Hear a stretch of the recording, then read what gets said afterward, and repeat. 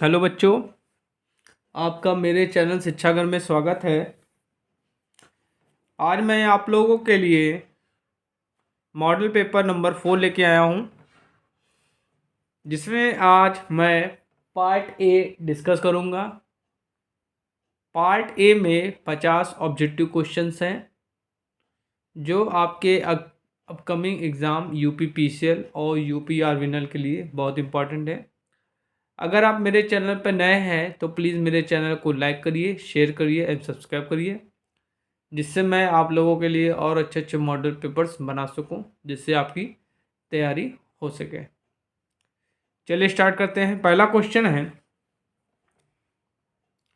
यदि पश्च अंतराल Y B और अग्र अंतराल वाई एफ हो तो लैप और वेव बाइंडिंग के लिए कुल कुंडली अंतराल क्रमशः क्या होगा?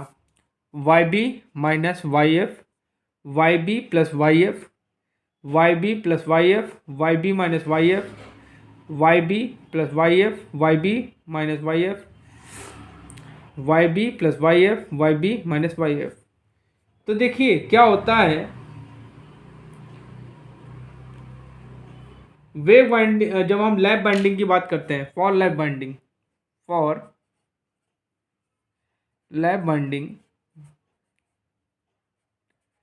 तो आपकी जो रिजल्टेंट पिच होगी, ठीक है, रिजल्टेंट जो होगी वो क्या होगी? रिजल्टेंट को हमने वाई से रिप्रेजेंट, वाई आर से रिप्रेजेंट कर दिया। तो ये आपकी जब लैप में होती है, लैप बाइंडिंग में, तो लैप बाइंडिंग में क्या होता है? Y B minus Y F होता है। और अगर हम फॉर वेव बाइंडिंग की बात करें,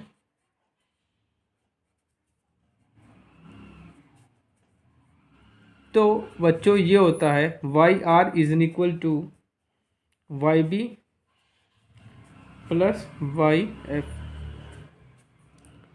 तो इस हिसाब से आपका पहला ऑप्शन बिल्कुल सही है। ठीक है, चलिए अगला क्वेश्चन देखते हैं।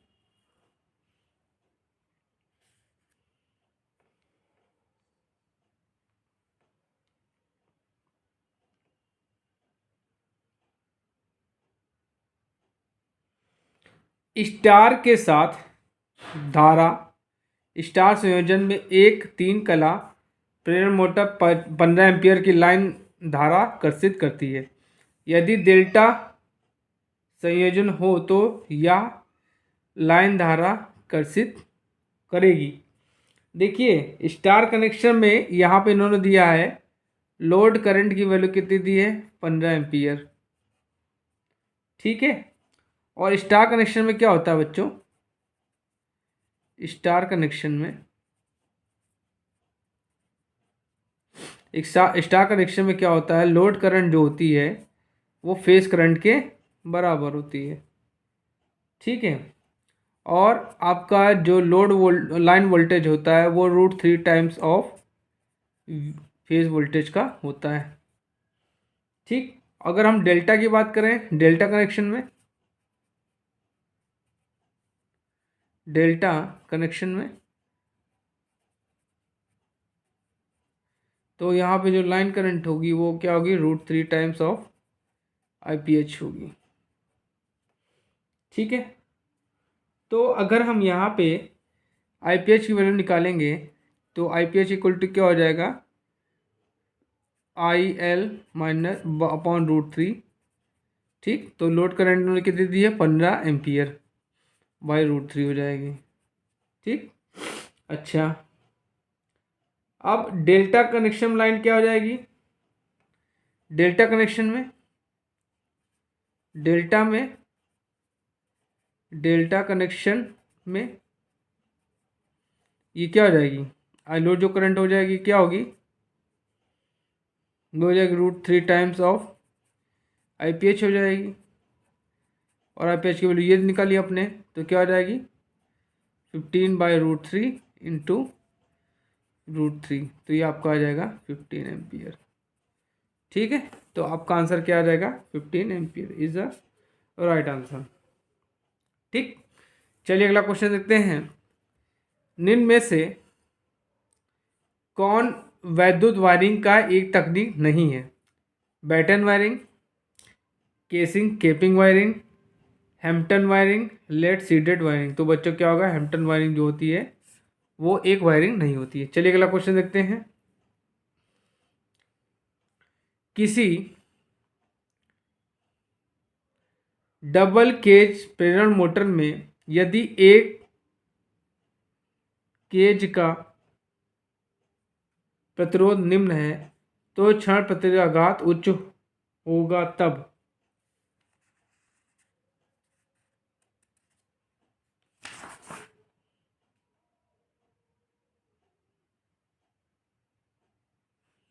ठीक, तो ऑप्शन क्या दिया है, वह दोनों हो सकता है, या यह ना तो आंतरिक होता है ना तो बाहरी, या आंतरिक केज होता है या बाहरी केज होता है। तो बच्चों आंसर क्या हो गया, यह आंतरिक केज होता है, इज द राइट आंसर। चलिए बच्चों अगला क्वेश्चन देखते हैं। एक फिल्टर परिपथ जो किसी निश्चित आवृत्ति से ऊपर की सभी आवृत्तियों को रोकता है डैश डैश के रूप में जाना जाता है। निम्न पास फिल्टर, नाच फिल्टर, उच्च pass filter, band pass filter. तो क्या होता है, निम्न पास फिल्टर कहलाता है। चलिए अगला क्वेश्चन देखते हैं।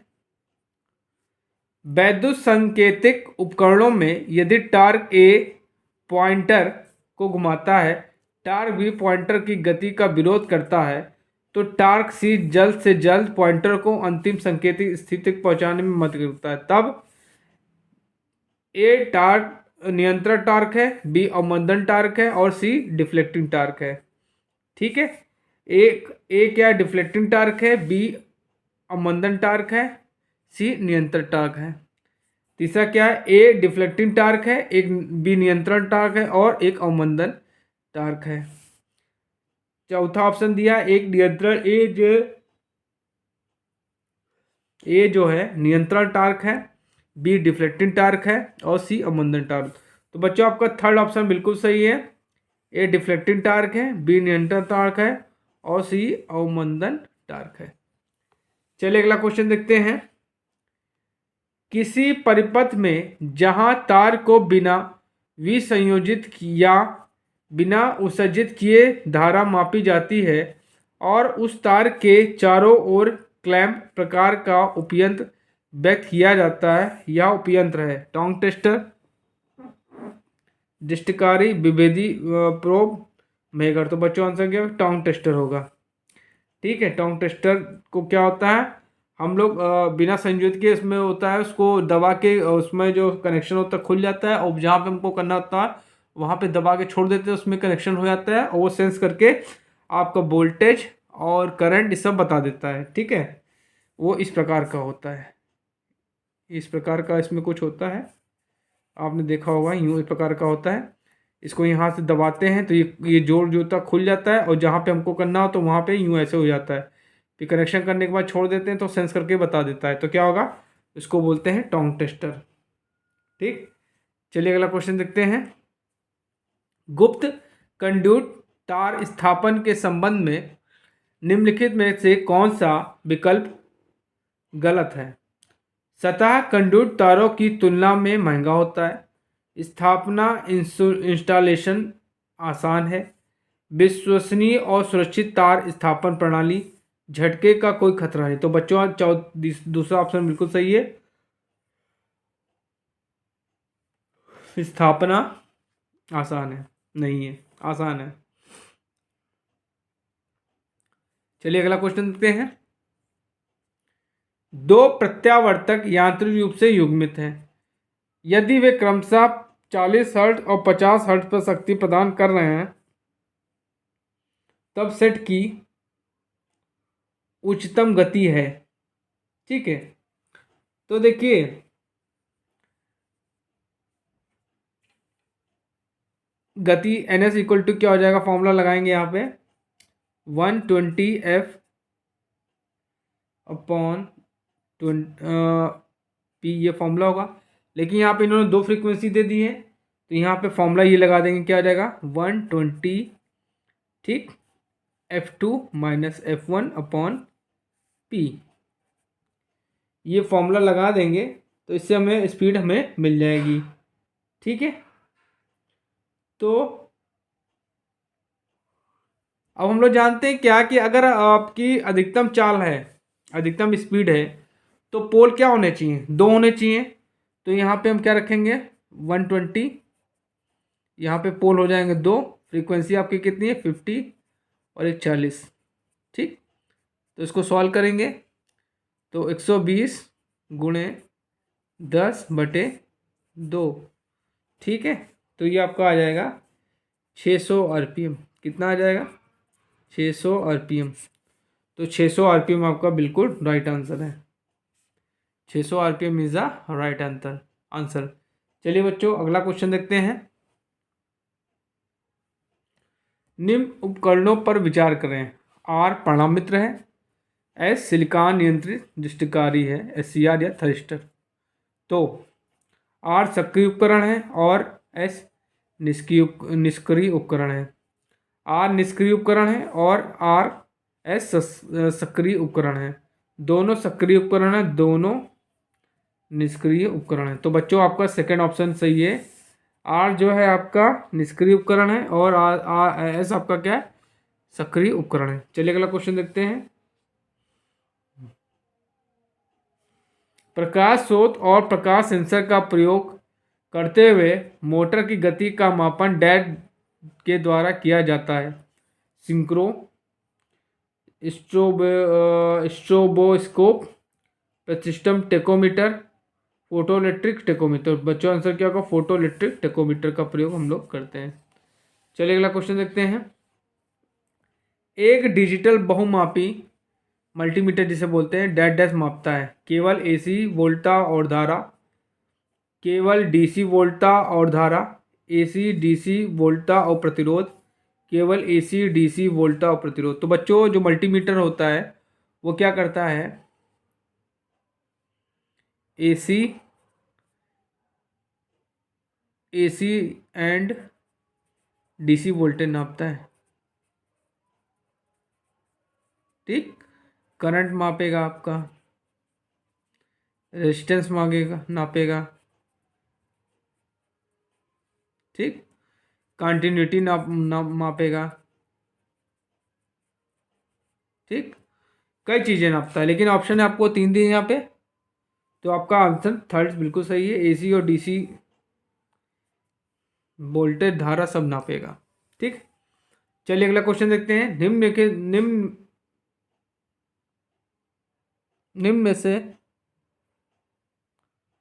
में से कौन नाभिकीय रिएक्टर में ईंधन के रूप में प्रयोग नहीं किया था। प्लूटोनियम, इनरिच्ड यूरेनियम, बोरान, प्राकृतिक यूरेनियम। तो बच्चों आंसर क्या होगा, बोरान। ठीक है, चलिए अगला क्वेश्चन देखते हैं। वर्ग H विद्युतरोधन के लिए अधिकतम अनुमेय तापमान डैश डैश है। 155 डिग्री, 180 डिग्री, 130 डिग्री, 120 डिग्री। तो बच्चों आंसर क्या होगा, 180 degree is the right answer. चलिए अगला क्वेश्चन देखते हैं। विद्युत उपकेंद्र पर निम्न में से कौन से धारा के प्रवाह के आयाम और अवधि को सीमित करता है। ऑप्शन दिया है lighting arrester, wave trap, relay, guard wire. तो बच्चों आंसर क्या होगा, लाइटिंग अरेस्टर। लाइटिंग अरेस्टर क्या करता है कि आकाशीय जो करंट होती है, ठीक है, उससे क्या होता है, करंट की वैल्यू ज़्यादा हो जाएगी या सर्ज वोल्टेज की वैल्यू ज़्यादा होगी। वो क्या करता है, सर्ज वोल्टेज होता है उसको ग्राउंडिंग कर देता है। अगर सर्ज वोल्टेज की वैल्यू ज़्यादा होगी तो करंट की वैल्यू भी ज़्यादा होगी। तो लाइटिंग अरेस्टर क्या करता है, उस सर्ज वोल्टेज को कंट्रोल करता है और जिसको ग्राउंड कर देता है। ठीक है, चलिए अगला क्वेश्चन देखते हैं। DC संचरण के साथ निम्न में से कौन सा गलत है। DC संचरण में कोई त्वचारिक प्रभाव नहीं होता। DC संचरण में कोई कोरोना हानि नहीं होती। संचरण के लिए आवश्यक उच्च वोल्टता आसानी से जनित की जा सकती है। इसे संचरण के लिए केवल 2 चालकों की आवश्यकता होती है। तो बच्चों आपका थर्ड ऑप्शन बिल्कुल सही है। संचरण के लिए आवश्यक उच्च वोल्टता आसानी से जनित की जा सकती है। चलिए अगला क्वेश्चन देखते हैं। इंपॉर्टेंट क्वेश्चन है ये। 50 हर्ट्ज आवृत्ति उत्तेजन के लिए 150 किलोमीटर की लाइन किस श्रेणी में अंतर्गत आती है? तो ऑप्शन दिया आपको मध्यम लाइन, दूसरा ऑप्शन दिया है लंबी लाइन, तीसरा ऑप्शन दिया है लघु लाइन, ठीक, और आपका चौथा दिया प्रदान किए गए डेटा के आधार पर इसे निर्धारित नहीं किया जा सकता। तो बच्चों आपका इसमें आंसर क्या होगा? आपका आंसर हो गया मध्यम लाइन। मैं बता देता हूँ आपको कौन सी लाइन की क्या रेंज होती है। जो आपकी शॉर्ट लाइन होती है, ठीक है, शॉर्ट लाइन होती है, ठीक, उसकी रेंज क्या होती है? 80 किलोमीटर, और वोल्टेज की रेटिंग क्या होती है? 20 kV। अब आते हैं हम मीडियम लाइन। जो मीडियम लाइन होती है बच्चों, ये होती है 80 से 160 किलोमीटर, और इसका वोल्टेज रेटिंग क्या है? 20 kV से 100 kV। अगर हम आते हैं लॉन्ग ट्रांसमिशन पे, लॉन्ग ट्रांसमिशन लाइन पे,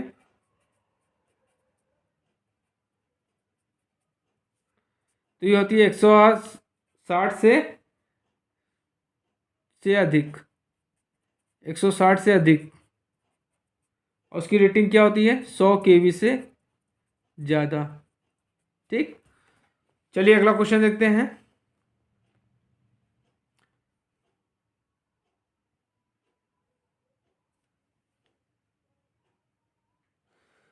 तापीय शक्ति संयंत्र के मामले में निम्न पर विचार करें। भरण जल तापक संपूर्ण दक्षता पर कम करता है। किसी मित्र प्रयोजक में फ्लू गैस की ऊष्मा भरण जल को गर्म करने में प्रयुक्त की जाती है। तो क्या दिए? ए और बी दोनों सही हैं, ए और बी दोनों गलत हैं, केवल ए सही है, केवल बी सही है। तो बच्चों इसमें आंसर क्या होगा बच्चों? इसमें केवल बी सही है। इसमें क्या है? केवल बी सही है, ठीक है, केवल बी सही है। किसी मित्र उद्योग में फ्यूल गैस की ऊष्मा भरण जल को गर्म करने पर प्रयुक्त की जाती है। चलिए अगला क्वेश्चन देखते हैं। प्रदीप्ति के संबंध में CFL का पूर्ण रूप है। CFL का फुल फॉर्म पूछ रहा है यहाँ पे।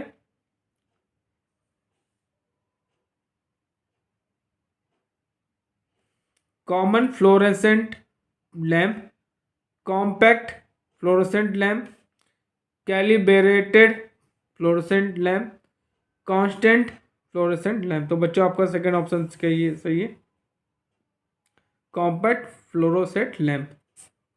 चलिए अगला क्वेश्चन देखते हैं। किसी 3 फेज मोटर में सिंगल फेजिंग एक शर्त होती जहां सभी फेज समान धारा वहन करते हैं। एक फेज विसंयोजित कर दिया जाता है। कोई 2 फेज व्युत्क्रम कर दिए जाते हैं। प्रेरण मोटर फेज को केवल सप्लाई से संयोजित होने के साथ चलती है। तो बच्चों आंसर क्या होगा? एक फेज विसंयोजित कर दिया जाता है। चलिए अगला क्वेश्चन देखते हैं। बहुत इंपॉर्टेंट क्वेश्चन है। डीसी ड्राइव को डैश डैश करने के लिए मोटर के साथ प्रयुक्त की जाती है। वांछित गति पर प्रचालित करने के लिए परिवर्तनीय डीसी वोल्टा प्रदान करता है। इसे अन्य मोटर के साथ युग्मित करता है। मोटर के दोष से बचाता है। भार के उतार चढ़ाव हेतु इसकी जांच करता है। तो बच्चों आपका सेकंड ऑप्शन सही है। वांछित गति पर प्रचालित करने के लिए परिवर्तनीय डीसी वोल्टा प्रदान करता है। ये आपका राइट आंसर है। चलिए अगला क्वेश्चन देखते हैं। डीसी जनित्र में जनित ईएमएफ होता है। शुद्ध डीसी होता है, पूर्ण तरंग दृष्टिकारी होता है, धनात्मक और ऋणात्मक ध्रुव के साथ प्रवृत्ति, अर्ध दृष्टिकारी आउटपुट। तो बच्चों आंसर क्या होगा आपका, बताइए आप लोग।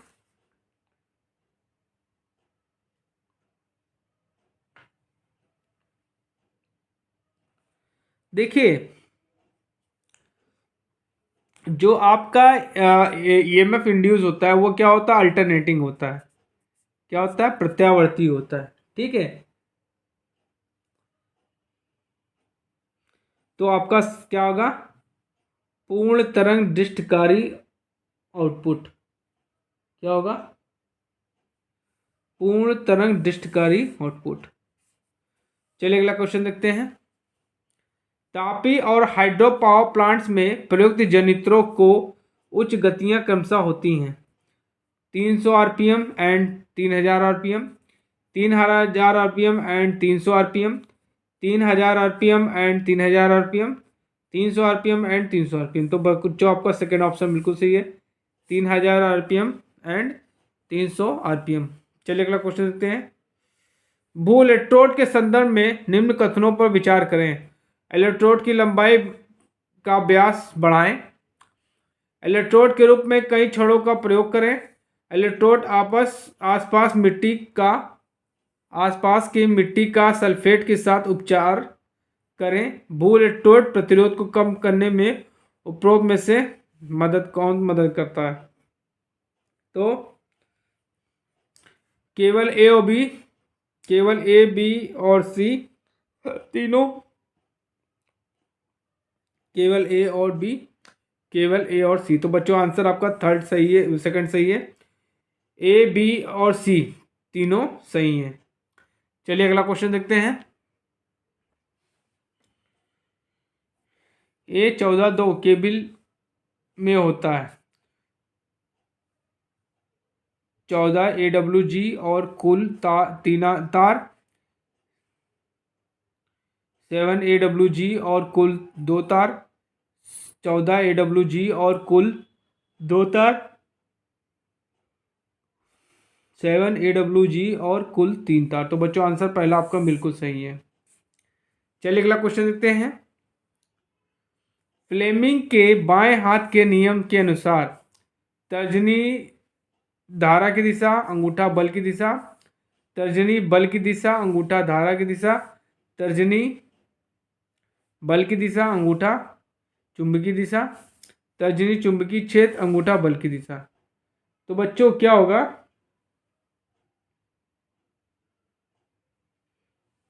देखिए ये ऐसे होता है, देख लिया आप ऐसे होता है। तो ये आपका अंगूठा जो होगा ये आपका क्या दिखाएगा, ये चालक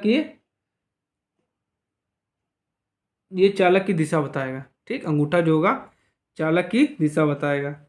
तो जो है क्या होगा, ये चालक की दिशा मतलब बल की दिशा हो गई।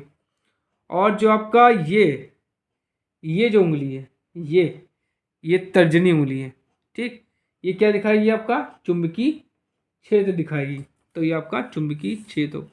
तो आपका चौथा ऑप्शन बिल्कुल सही है। चलिए अगला क्वेश्चन देखते हैं। निम्न में से अपरंपरागत शक्ति जनन का सही समूह है। सौर, भाप, वायु, माइक्रो हाइडल, कोयला, डीजल, नाभिकीय गैस, सौर, वायु गैस, ज्वार, हाइड्रो, वायु, थर्मल, गैस। तो बच्चों इसमें आंसर क्या होगा, इसमें ऑप्शन आपका बिल्कुल सी सही है, सौर, वायु, बायोगैस और ज्वार। चलिए अगला क्वेश्चन देखते हैं। 5% टॉलरेंस वाले 220 किलो ओम का रंग कोड होता है काला, काला पीला सिल्वर, काला काला नारंगी सिल्वर, लाल लाल पीला गोल्ड, लाल लाल नारंगी गोल्ड। तो बच्चों आंसर क्या होगा, लाल लाल पीला गोल्ड। चलिए अगला क्वेश्चन देखते हैं। सार्वभौमिक मोटर के संदर्भ में कौन सा गलत है? इसका स्टेटर और रोटर दोनों लैमिनेट होते हैं।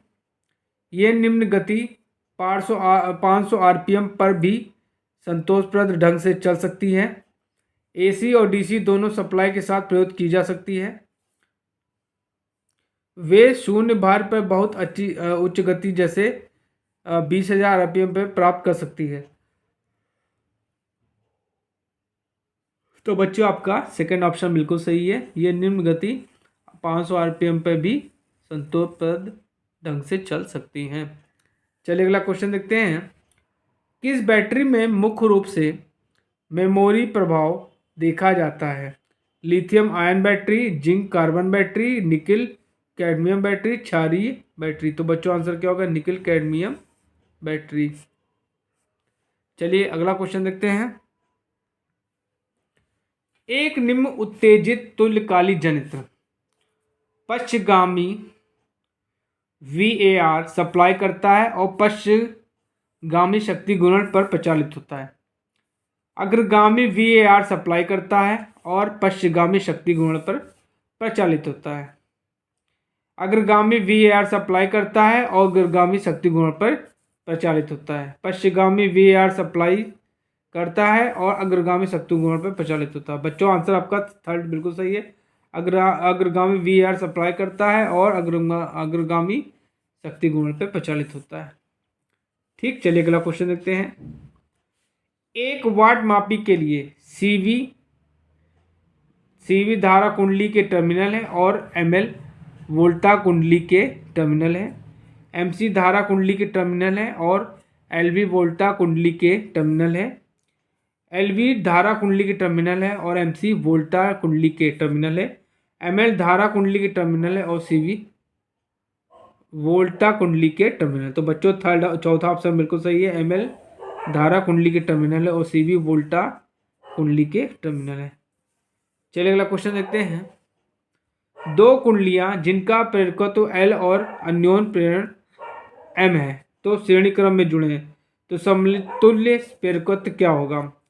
2 × L + M, 2 × L - M, 2L + 1 M, 2L - 1। तो बच्चों इसमें क्या होगा? 2L + M होता है। तो आपका पहला ऑप्शन बिल्कुल सही है। चलिए अगला क्वेश्चन देखते हैं। सिलिकॉन जैसे विशिष्ट अर्धचालक में प्रत्येक परमाणु में कितने संयोजी इलेक्ट्रॉन होते हैं? देखिए, सिलिकॉन हो गया, चाहे आपका जर्मेनियम हो गया, इनकी वैलेंसी क्या होती है? 4 होती है। वैलेंसी क्या होती है? 4 होती है। वैलेंसी मतलब कि किसी भी अणु के परमाणु के बाहरी कक्षा में इलेक्ट्रॉनों की संख्या उसकी वैलेंसी कहलाती है। तो क्या होती है? 4 वैलेंसी होती है। मतलब बाहर कक्षा में कितने इलेक्ट्रॉन होंगे? 4 होंगे। तो ये आपका 4 बिल्कुल सही है। ठीक है, चलिए अगला क्वेश्चन देखते हैं। यदि एक्टिव और रिएक्टिव शक्ति किसी बस के लिए विशिष्ट की गई है तब यह एक स्विच बस है, जनरेटर बस है, स्लैक बस है, लोड बस है। तो ये बच्चों आंसर क्या होगा? लोड बस है। Load bus is the right answer. चलिए अगला क्वेश्चन देखते हैं। किसी मोटर की लघुपथिक कुंडली के लिए वैद्युत रोधन परीक्षण के लिए प्रयुक्त वैद्युत युक्ति कहलाती है? दिक्परिवर्तक, पेनस्टॉक, ग्राइलर और सिंक्रो। तो बच्चों क्या होगा? ग्राइलर इज द राइट आंसर। चलिए अगला क्वेश्चन देखते हैं। एक गैल्वेनोमीटर को डैश डैश के द्वारा अमीटर में बदल दिया जाता है। श्रेणी में निम्न प्रतिरोध संयोजित करके, समांतर में निम्न प्रतिरोध संयोजित करके, श्रेणी में उच्च प्रतिरोध संयोजित करके, समांतर में उच्च प्रतिरोध संयोजित करके। तो बच्चों आंसर देख सेकंड आपका बिल्कुल सही है। समांतर में निम्न प्रतिरोध हम कनेक्ट कर देंगे तो ये क्या हो जाएगा? जो आपका गैल्वेनोमीटर है वो अमीटर में कन्वर्ट हो जाएगा। चलिए अगला क्वेश्चन देखते हैं।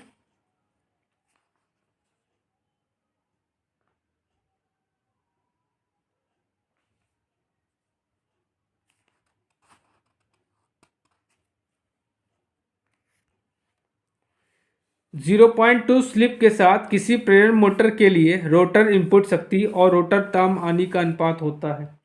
तो देखिए क्या होती है? Rotor copper losses is equal to होता है रोटर इनपुट इनटू स्लिप। ठीक, तो अब इसको क्या हो जाएगा, स्लिप इज इक्वल टू क्या हो जाएगा, rotor copper losses upon rotor input.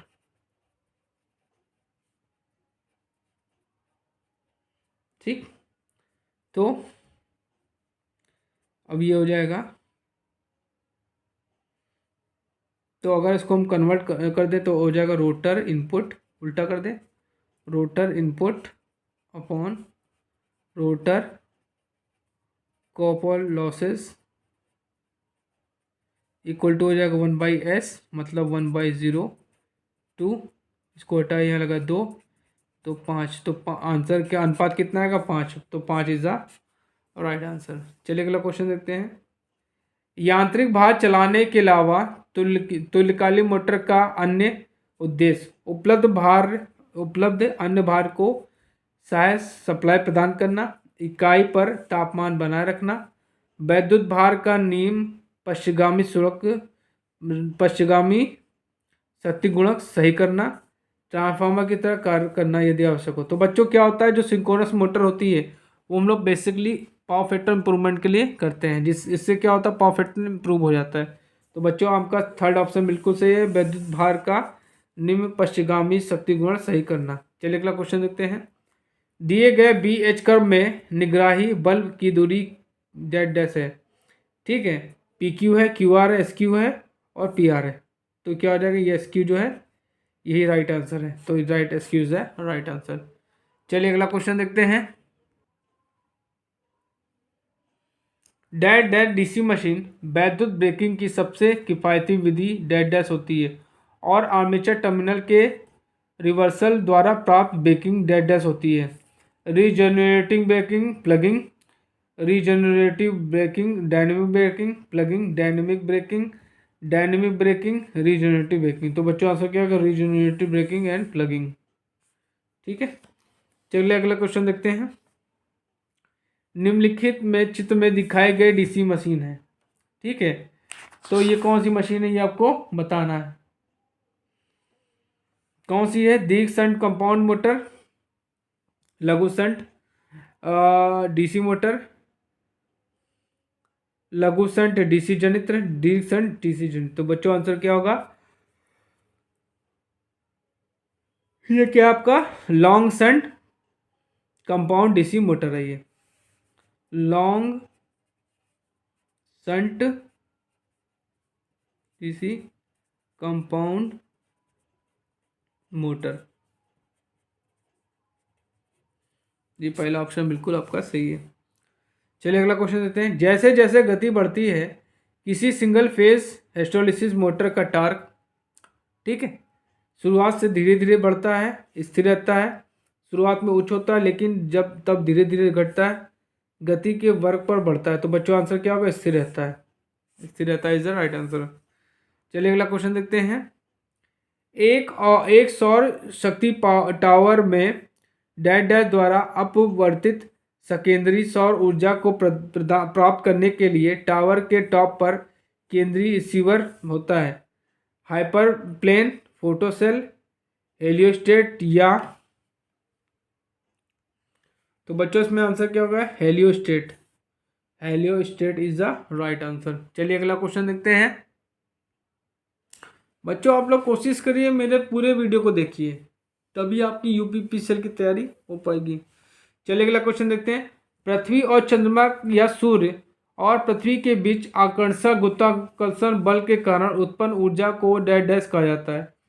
संलयन ऊर्जा, भूतापीय ऊर्जा, माइक्रो हाइड्रल ऊर्जा, ज्वारीय ऊर्जा। तो बच्चों उसको क्या होते हैं, ज्वार भाटा जो आता है बच्चों, उसी को क्या होता है, ज्वारीय ऊर्जा होती है। ठीक, चलिए अगला क्वेश्चन देखते हैं। समुद्र में सब आता रहता है। ठीक, किसी परिणाम मित्र के लिए A टाइप की हानि आवृत्ति के वर्ग के समानुपाती है, जब B हानि आवृत्ति के समानुपाती तब टाइप A और B में क्रमशः है घर्षण हानि, हिस्टोलिसिस हानि, भंवर धारा हानि, हिस्टोलिसिस हानि, भंवर धारा हानि, घर्षण हानि, हिस्टोलिसिस हानि और भंवर धारा हानि। तो बच्चों आपका आंसर बिल्कुल सेकंड सही है, भंवर धारा हानि और हिस्टोलिसिस हानि। चलिए अगला क्वेश्चन देखते हैं। लौ चुंबकीय पदार्थों का वह गुण जो चुंबकीय क्षेत्र के प्रतिक्रिया में उनका भौतिक आकार परिवर्तित कर देता है कहलाता है। मैग्नेटाइजेशन कहलाता है, मैग्नेट्रोस्ट्रिक्शन कहलाता है, फेरोप्रेरण कहलाता है, मैग्नेट्रोस्ट्रिक्शन कहलाता है, फेरोचुंबकन कहलाता है। तो बच्चों आंसर क्या होगा आपका? इसमें आंसर आपका मैग्नेट्रोस्ट्रिक्शन कहलाता है। ठीक है, क्या कहलाता है आपका? सेकंड ऑप्शन बिल्कुल सही है। चलिए अगला क्वेश्चन देखते हैं।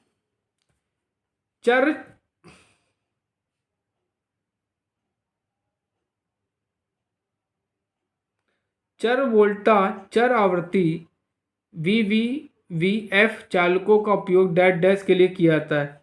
प्रेरण मोटर के शून्य भार और ब्लॉक रोटर परीक्षण, DC जनित्रों के गति नियंत्रण, AC मोटरों के अधिकतम तापमान वृद्धि की गड्ढा,